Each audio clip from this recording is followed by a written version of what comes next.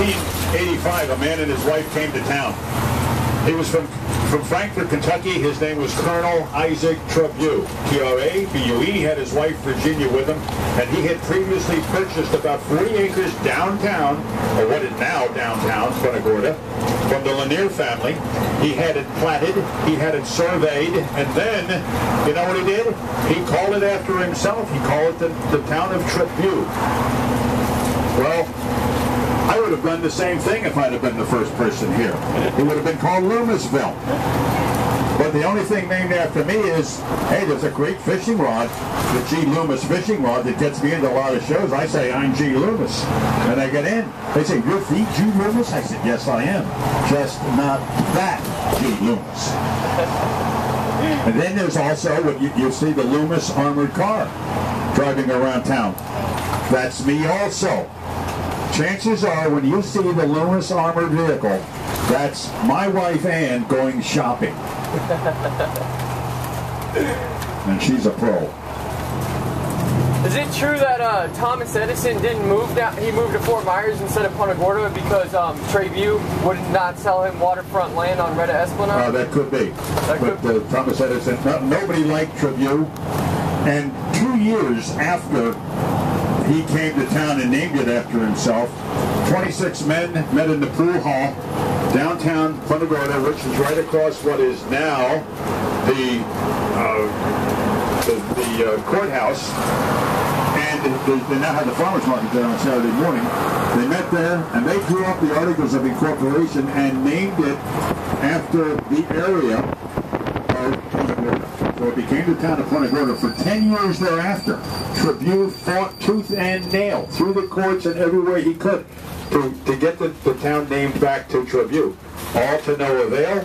He finally threw up his hands in disgust, sold his property, and went out of here and went back to Kentucky, where he died, and he's buried in a cemetery in Frankfort, Kentucky. His wife left with him, but understand she returned. That's why she's got a longer road named after her, Virginia Avenue.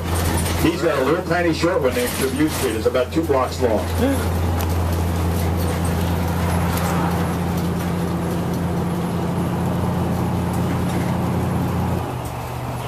Now we're going to the History Park. The History Park is a very unique little place here. It's not big, but it's beautiful. And it's on property owned by the city of Punta Gorda. And they lease it to the Historical Society for $1 a year. And they had signed a 50-year lease about 6-7 years ago. So they have a ways to go yet.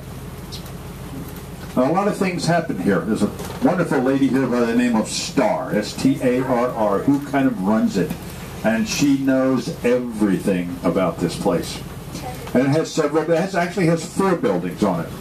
The first building to your immediate left, this small thing here, is an example of a cottage, or in fact it is a real cottage that was built by the El Palmetto cigar factory, which was existing here in town on Virginia Avenue from about 1890 to 1901. Wasn't here very long, but it has a history. And they built this for the workers. That, folks, is a 2-family house. Note the 2 front doors. There's a wall going down the center of the building to separate the 2 families. And it was just, they built them there for the aid of the family so that they could have a nice place to live and come to work in the morning. Behind it, to your left rear, is the Isaac Trabue Land Sales Office. That, in essence, is Punta Gorda's first real estate office. Isaac Trabue sold land out of that office. The mail was also delivered there. That is reputed to be the oldest structure in Charlotte County. The mail would be sent there. The people would come to this building and pick up their mail. They didn't like him very much. He probably read their mail. Behind it, the yellow house, the bungalow, is the most recent addition to the park. It was brought in here in September, and it was brought in here under they had a very strict schedule they had to follow. It came from just off of Cross Street down here, or Route 41 South, and they had to move this house in here prior to the Eagles moving in. Behind the house, in a tall pine, which we will see when we get out on the road, we'll stop and take a look at it, is the eagle's lair. And they didn't want to upset the eagles when they arrived, so they had to have the house finished, and it's not completed yet, but it is up on blocks and positioned where it's going to stay. That's the Quetnow Hindman house, and Tosie Hindman was the most recent occupant, and she just died a couple of years ago in a home, and she was for 13 years Punta Gorda's supervisor of election. Behind it is the Price house, and Mr. Price, and you can barely see it through the trees, but Mr. Price was Punta Gorda's first engineer. That house, in essence, is 2 cottages that he put together, and then the last owner of the property several years ago donated it to the Punta Gorda Historical Society. They decided to move it here. They had to cut it in half again, and they brought it here in 2 pieces and erected it, and it's still an ongoing project. All donations fund this park, and it has the largest display of hibiscus, which Mr. Harry Goulding was responsible for propagating so many different varieties, and it has the largest collection in the state. Punta Gorda History Park. Come back and see it. It's free. Go visit Star. She can tell you more than I can. And she sits there and takes pictures of the eagles. Now we're going to see the nest. As soon as Jack brings the trolley around to the right. They also do a farmer's market on Sundays. It has a farmer's market every Sunday. Yes, it's a good one. And on Saturday, downtown Punta Gorda is on Sullivan Street is the farmers market, which is even larger, has lots of produce there, wonderful produce. Now Jack will bring this over, and to your immediate right, when he stops, you will see in the pine tree, about 45, 50 feet up, the eagle's nest. They don't live there. Birds do not live in their nest. They just use it for laying eggs and rearing their young. So frequently around here you can find them perched in a tree. It's huge. Yes, it is huge.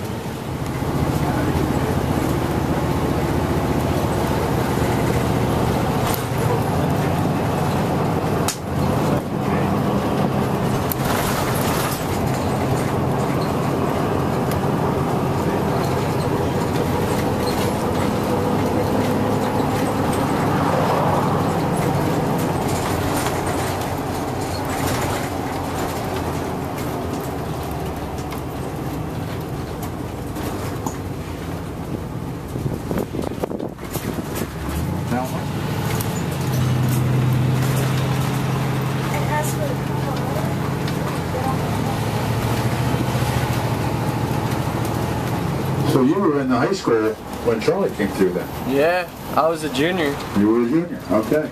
Just about 10 days into it. So you then went to Port Charlotte High School? Yeah. Train station in Punta Gorda, built in 1928. And the reason it was built here is because it used to be downtown. And as the town was growing in population, there was a freight station for the most part. Freight stations can be noisy. They're moving cars around, they're loading freight trains, they're doing this, they're doing that.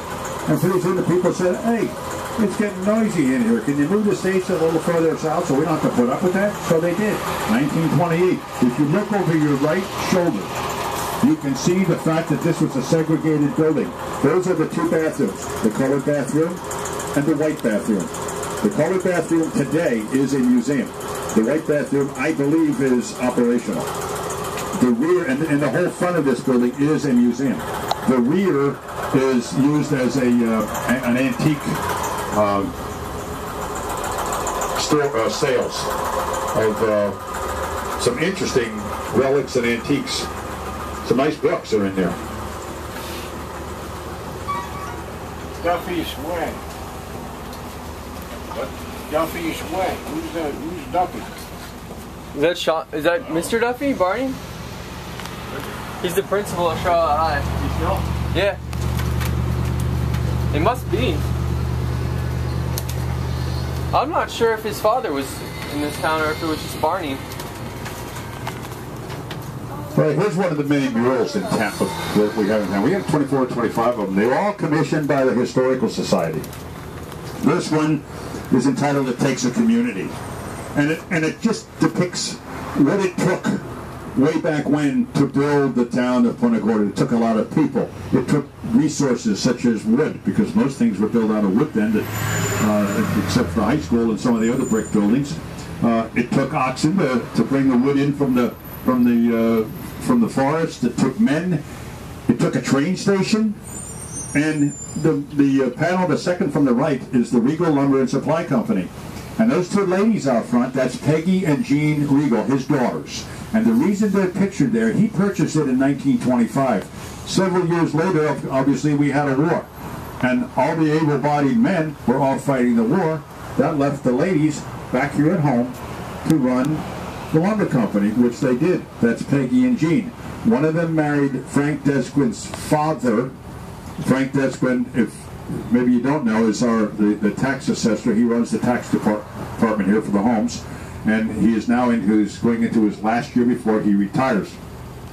He made that announcement yesterday at our Wednesday at our business over breakfast chamber meeting, and his father married one of those girls, and then Frank's brother Louis named his boat the Peggy Jean. So they try to keep it all in the family still.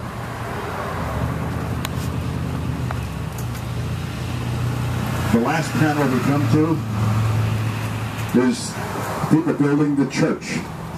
And you folks aren't from around here, close by, but if you go downtown Punta Gorda at Gill and Marion Avenue, Marion being the main street, as you're heading towards Harpoon Harry's or Fisherman's Village, there's a Methodist church there that looks very much like this building that's going up in the picture.